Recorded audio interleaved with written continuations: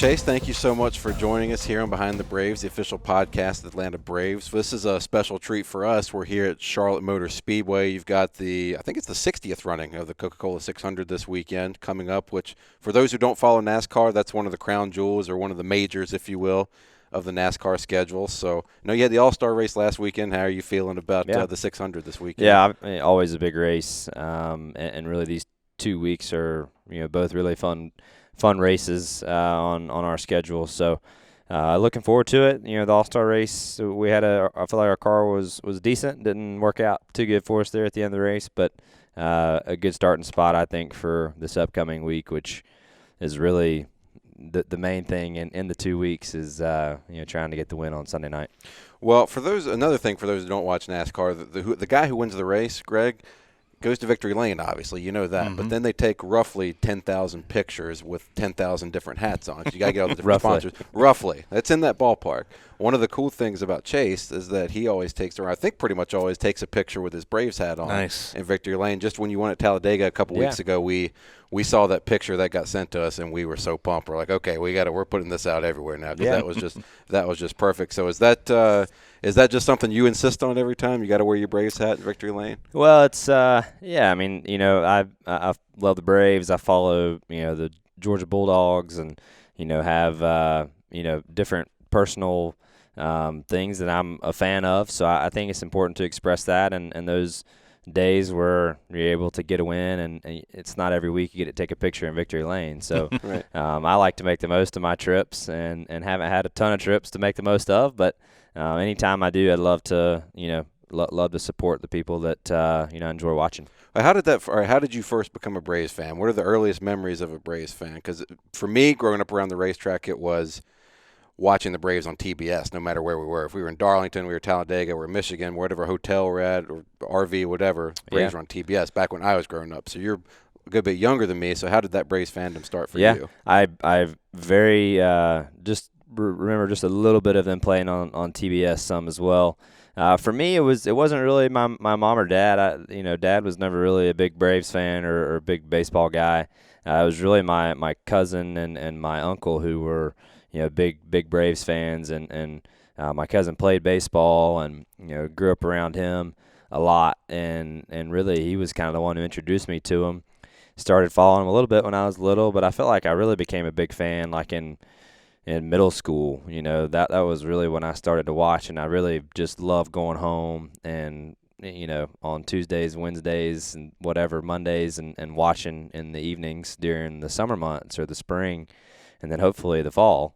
But definitely was just really, I think that point in time, really just loved watching him. And those are some of Chipper's last few years, and had a chance to appreciate his greatness and what he brought to the Braves, and just fell in love with it and been keeping up ever since. Was that your guy early on, Chipper, if you had to pick one? Or was for sure. And I mean, obviously in 95 I was a month away from being born when they won the World Series. So definitely wasn't following them then, but just to be able to be old enough and appreciate him and a lot of other guys too. I remember about that same time, I think Smoltz had gone away, and I think you pitched for Boston. Is that right? Mm-hmm. There Boston. Towards the end, last year in Boston, the Cardinals. Yeah. So I remember that, and where I went to high school, some of his family members went to school as well. So just been around, I guess, some of the guys who have been involved there, and got to know a couple of them, and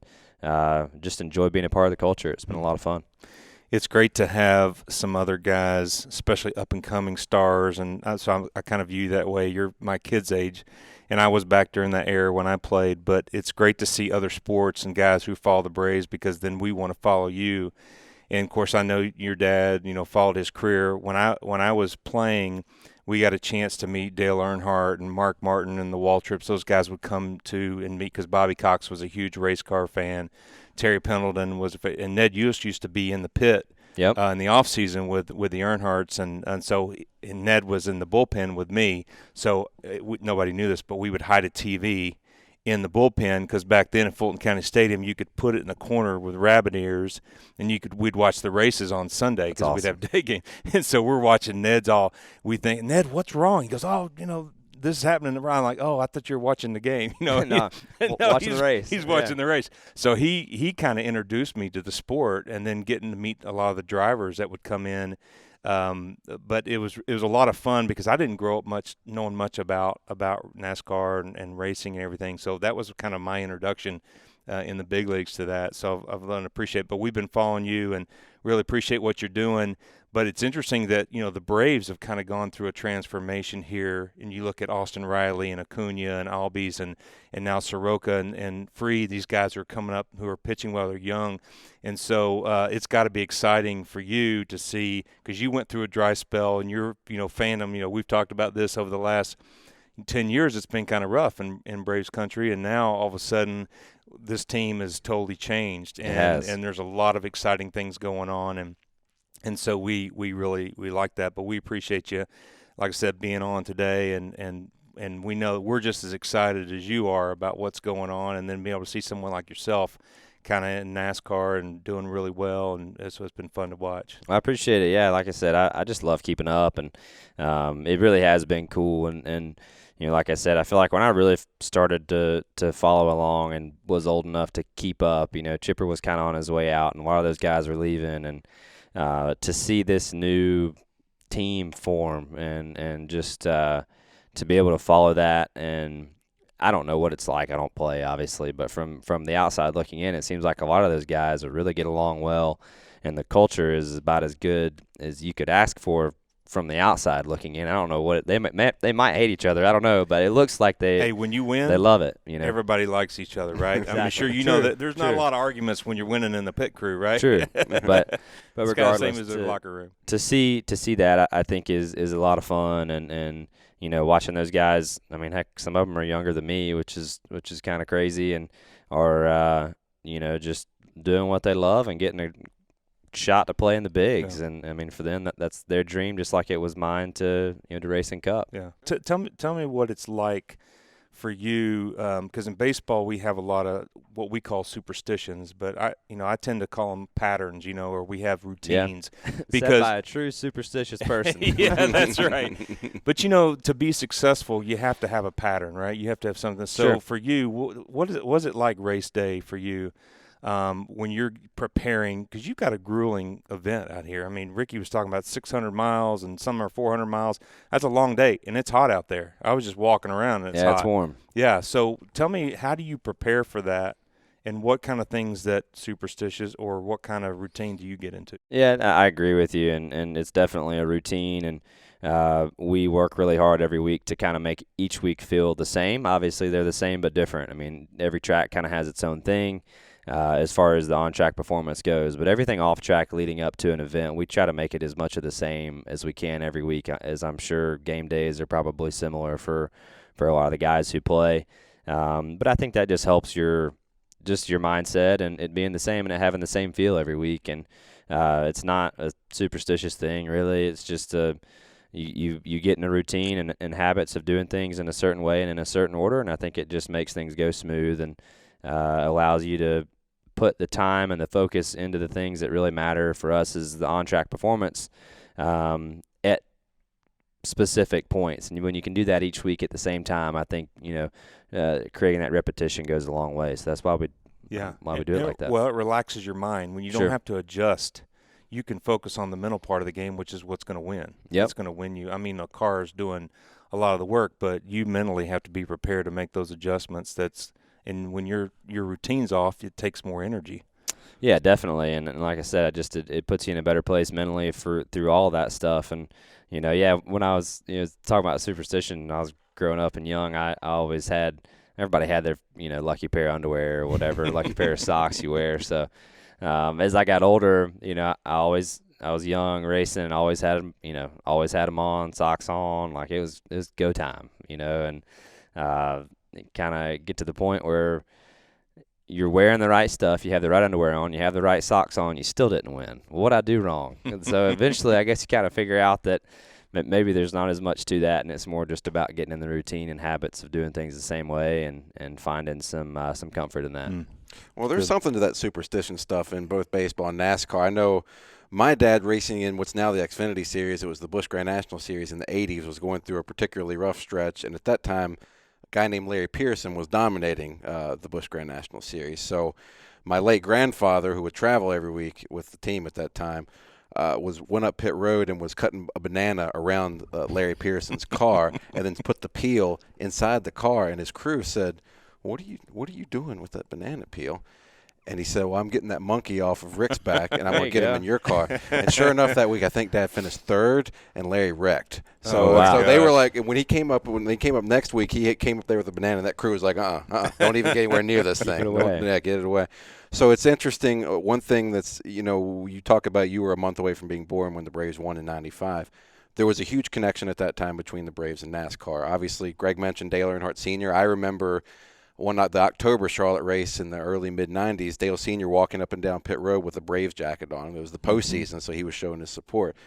I met Jeff Blauser at Rockingham as a kid. Terry Pendleton would show up to Atlanta. Ned Yost would show up. I mean, there was a huge connection there. But what's kind of cool is now we're in this whole other generation, and it's not just you. There's you. The Dillon brothers are Braves fans. David Reagan's a Braves fan. I think Michael Waltrip, who's kind of spanned a few generations now, is a Braves fan. So it's cool that there's still kind of this connection, the Southeast regional connection.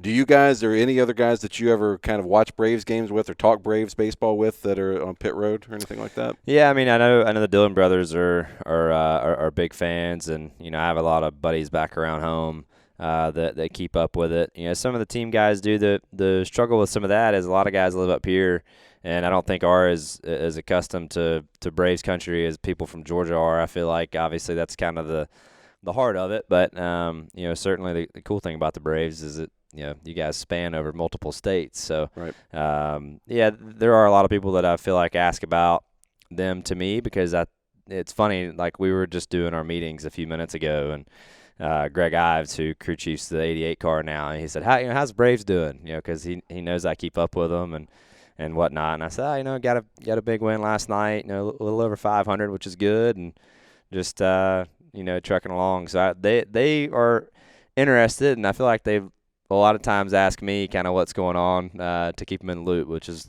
kind of cool. Yeah, for those who don't know, Chase is a true diehard. I can attest to this because I follow the social media side of things for the Braves, and I know you were watching a couple years ago when things weren't so great, and we were at the bottom of the standings, and we were in those rebuilding phases. I know Chase would still tweet about the Braves, was still watching the Braves, and that's when I don't ever question anybody's fandom. It's okay if you just want to watch when things are going well. I totally get it.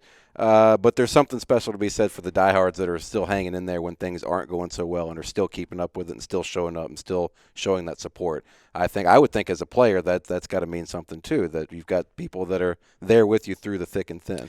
Yeah, I mean the worst thing you have is some of the places we used to play where there's 500 people in the stands, and wow. I run the Alumni Association for the Braves, and so I've got alumni that span from the 60s to the 70s, 80s, and some of them talk about some of the hardest times to play when there were 500 people in the stands, and they were being distracted by the conversation in the front row. Oh, wow. So you can imagine when there's 30,000, there's a little bit different vibe. Sure. But when you didn't have many, so we've played in plenty of places where there's not very many people. I think about Pittsburgh and Montreal, places that they've lost a lot of games in the past. And I mean, you can imagine this place hold about 140,000 people, a whole bunch. Yeah, and it makes a big difference. Yeah. when those people are standing up. Yeah, the only difference is I can't hear them, so that kind of helps. But you see them a little bit, but definitely different. Definitely different feel. Well, I've owned some Harleys and some Mustangs, and I got a chance to drive the car that you just took Rhino around. You just did a drive around,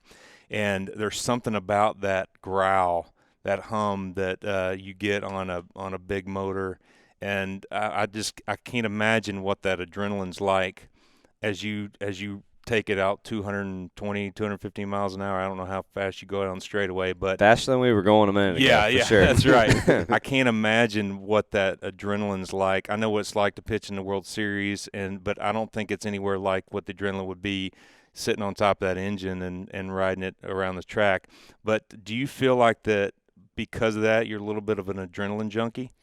I would say so. And I mean, I think there's every I'm sure. I couldn't imagine. Like for me, I couldn't imagine pitching in a World Series. Just like the opposition, So I feel like it's all relative, and it's all what you grow up doing. I mean, for me, I've grown up racing, and that's kind of all I know, just like guys who are playing in the bigs grew up playing T-ball. I mean, and that's what they started with and been playing all their lives. So, I think as you grow up and you get put in those situations through high school or college, or for me, racing legend cars or racing late models, I mean, I think all that stuff's pretty relative, and you just learn through those situations and still learn. It's this is a world I tell people all the time. It's the guy who can be the most comfortable at being uncomfortable, and those are typically the ones who separate themselves in the long haul. And that's hard to do over the span of 38 weeks, long season. Yeah, and that but does that translate into any hobbies that are adrenaline related? I mean, you don't go bungee jumping or skydiving. I'd love to do both. I haven't done any one of them yet, but I love snowboarding, wakeboarding, things like that. Used to ride dirt bikes a lot, not as much anymore, but things like that I certainly enjoy. Haven't got around to the skydiving thing, but I'd love to do it. I love flying and aviation, so certainly enjoy living life, man. You only get one of them, so might as well ride it out. I know one thing we wanted to talk to you about, and I definitely want to hear your take on this. There is for me anyways, there's a definite parallel and a connection between NASCAR and baseball in retaliation and the art of retaliation. We've talked a lot about this. We launched this podcast last fall, kind of not too long after the Ronald Acuna, Jose Urena situation last year, where he got beaned. That's right. He was on a hot streak, and then they just hit. They hit him. I'll just say it. They just hit him. They drilled him. They drilled him. Yeah. And so then the carryover, the retaliation carried into this year. And I was telling Greg this, just that is something that absolutely applies in NASCAR. I think you've got a little bit of experience with it, but if you feel like a guy's done you wrong, you're going to get them back, and you're going to wait until the right time to do it. So do you think that there's a parallel there between those two things? There's definitely a parallel for sure. From the outside looking in, on the baseball side of things, the racing side is there's such a fine line to that, and I certainly don't have it figured out, but certain guys that you don't have a problem with, there's a way to deal with each of them. I feel like they're all kind of a little different, and what gets under somebody's skin may not get under somebody else's. So you have to kind of pay attention to the person, I guess, if you really want to get them good and figure out what they really don't like. Is that kind of similar for baseball, Greg? Yeah, I mean, I think there used to be a lot of ego wrapped up in being shown up. So, for instance, and Rhino was just Ryan Klesko that you did the drive around with. He was showing me his son's home run that he hit with the first wood bat tournament, and he hits the home run, and all of a sudden he flips the bat and takes a little stutter steps. By the time he gets to home plate, the whole team meets him there. He jumps, and they all fall down. Right, and I'm like, Rhino, what the crap? I said, really? You're going to let him do that? He's like, oh, they see it all on YouTube and all that kind of stuff. But, back in the day, if you did that, I felt like you were showing me up. You flipped your bat, or the worst thing you do is hit the home run and stand there. Right. And then we would be screaming at the guys saying, you should be on second by now, because the next time you come up, you might be standing there, but you're going to be on the ground. It's kind of that mentality that you were showing me up. I'm not showing you up. I'm not out there pumping my fists and high-fiving every time I strike somebody out. So every time you get home run, you don't need to be doing that. So there was that mentality at the point in the game, because, when I came up, it was more old school, where now it's like everybody, that's more, okay, that's exciting. That's everybody celebrating. So it's a little bit more accepted now for that. But so there was an element to the game where you would knock guys down because they showed you up. Sure. But there was another element that they were knocking your guys down, because sometimes you had to pitch inside to be able to – they would call pitch inside to open up the outside part of the plate, because hitters tend to lean out over the plate, so they know they're getting them out of the way. They're going to cheat. So in order to keep from cheating, you would back them up off the plate, which is part of the game. So sometimes you had to flip a guy, but you weren't trying to hurt him, but you knew that you had to keep him honest. Kind of deal. Like, you're probably out there racing, and there's guys that take a little bit more, liberty than they need to, and you got to keep them honest. But then there's the other side of it, where you were just saying, listen, you're showing me up. I don't appreciate it. I need to let you know that I'm still out here. You're not going to do it that way. I think that part of the game is no longer valid. They don't get upset that way. But if you start knocking my guys down, then I've got to protect my guys. And I've shared this story with Ricky about TP, is that we were in St. Louis and a couple guys, Otis and Dion and David Justice, got knocked down, and so they basically, TP told me, you better knock that guy down because he's doing that to us, and if you don't, we'll have a bigger problem between you and me than you'll have with the other team. So I had to put it in his ear hole because I had to let him know that he wasn't going to keep doing that, and sure enough, he didn't do it anymore. So pitchers will tend to do what you allow them to do. So there's always that's inner team type of stuff. And that definitely goes on. It definitely goes on here too, and there's a lot of games. If somebody's out there rubbing you or bumping you, I mean, he's taking your life into his hands a little bit, but also he's causing some risk, and you got to say, hey, you're not going to do that. I got to let you know that you can't do that. So I'm sure it's the same. It happens. It's the same but different, but definitely, that mentality and drawing the line for somebody is certainly necessary, and it might be necessary more often for some than others, but certainly is important to do, I think. Yeah. But you can't really show anybody up out there, right? I mean, that part of the game, or can you? You can. The best way to do it is just beat them. Right. Be faster than them, and if you're outrunning a guy, that's probably going to get under his skin more than anything. Sure. Just like beating them, on the field would be as well. So that's number one. Number one way to make somebody mad is just do better than them, and eventually that'll. I guess you could ask his girlfriend out. That might you might do upset. that too. Yeah. You might. That might be a way you get up under his skin. Yep, right? that would definitely do it. It's something that I'm not going to say has or hasn't happened in NASCAR and in baseball history that I've heard from various people. But okay, well, I do know I've heard somewhere that you and Ryan Blaney have played a little. I don't know. Do you play the show? Yeah. Okay. Is that true? I'm assuming you're always the Braves, right? I'm definitely the Braves. He's a Cleveland guy, so he likes the Indians. So it's usually Braves, Indians. That's usually our game. So we've had some epic baseball games. Nice. Actually, funny story. Last summer, he and I we got into it pretty big last summer, and we were playing a lot. And the night before we won Watkins Glen, I hit a walk-off home run on him Saturday night in the bus. So that was awesome. Nice. And then won the race the next day. So that was a good weekend. Got the dub on the show, and then Sunday went pretty good too. Nice. Well, we definitely got to ask about, for those who are watching on YouTube, which, by the way, Behind the Braves on YouTube, search us, find us there. You can see some of the Napa hats, Braves hats that you designed. So talk about the design, how that process went. And I got to say, these Napa giveaway hats, few years we've done them now, have always been really popular. And I think this is probably my favorite one yet. And I've loved the first two, but the yours that you've designed here is awesome. How did you come up with that design? Yeah, well, just sat down, came by the stadium one day a handful of months ago, and we just started talking about ideas. And I mean, if you've ever seen any Braves hat ever that anyone's ever wore, they were on the table that day. I mean, you had everything you could possibly think of. So I had plenty of ideas to pick through, and basically kind of married up a couple ideas that I liked, and obviously tried to incorporate the Napa colors as well. They're obviously, ironically enough, a partner of mine, and in a big way. So and a huge partner of us with the Braves too. Yeah, absolutely. So been really good to me, and an Atlanta-based company at that. So really good fit for both, and great to have their name on the hat with them with the Braves, and it turned out good. So just appreciate everybody letting me be a part of the hat. I like that you used a patch, but also that you used that particular patch, that double. I don't even know what the official term for that. Like the double tomahawk logo, the old school logo, looks really, really cool. I think that was.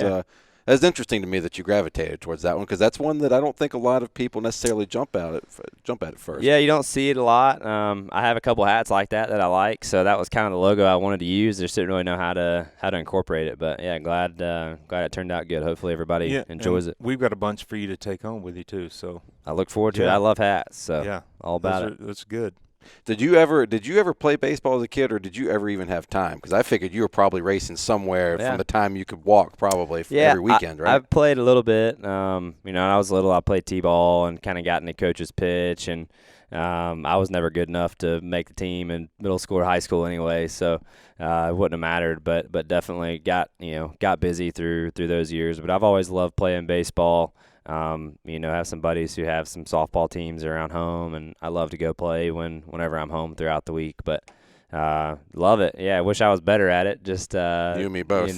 Didn't wasn't meant for me. But still love to watch and love to play when I can. What's your position? What do you play? What do you like to play? Well, my position is really just anywhere I'm needed. It's not good anywhere, so I just go where they tell me. We've had this ongoing conversation when we've talked to different, because you would be one of our famous fans segments. So Jason Isabel we've had on, and you're really our second person that we've had on. And then we try to have a current player, and we have some alumni, and then Ricky and I just kind of shoot the bull, usually once a month, about whatever we want to talk about. But we had this ongoing discussion on if I was a setup guy and a closer back when I played. If I was on your team, what role would I perform in the pit crew as a relief pitcher? As a relief pitcher on the pit crew, I feel like gas guy that just puts gas in the car. See, I picture baseball guys, fast hands, being hand-eye coordination really good. I would say a tire changer. So you're going to have the gun. Really? And you're going to be changing tires if I was going to put you somewhere. I usually premise it by saying, what's the position that you only notice them when they screw up? All of them. Yeah, it's all of them. Yeah. You're in trouble. Yeah, that's right. You drop the lug nuts like in Christmas Story. Yeah. Yeah, it's teamwork makes the dream work. One guy messes up, the whole thing. I don't know if I told you last night. I knew my guess was he was going to say tire changer. Oh, really? Because that's what I picture a relief pitcher as. Yeah. Gas man's more like a catcher. I think kind of. Yeah, I don't know if that's a right. No, catcher's more of the catcher might be the crew chief actually, because the catcher's kind of the captain on the field, and the smart guy and the one that has to oversee everybody. So that might be the crew chief. Yeah, I'm not sure the gas man. I'm gonna have to think about that. That might be like you can't go anywhere if you ain't got the gas man. So that's true. I'm thinking first base. First base. Yeah. Okay. Yeah. See, now I'm wanting to go down that rabbit hole of like, all right, what is each position? Yeah. Yeah. I like that though. So your dad, obviously legendary driver. You grew up with that. Were you kind of like a track rat? I mean, were you following around and not wanting to go to school, but go see your dad build the cars and race? First off, anything to get out of school. That was number one. So whatever it took for that, but.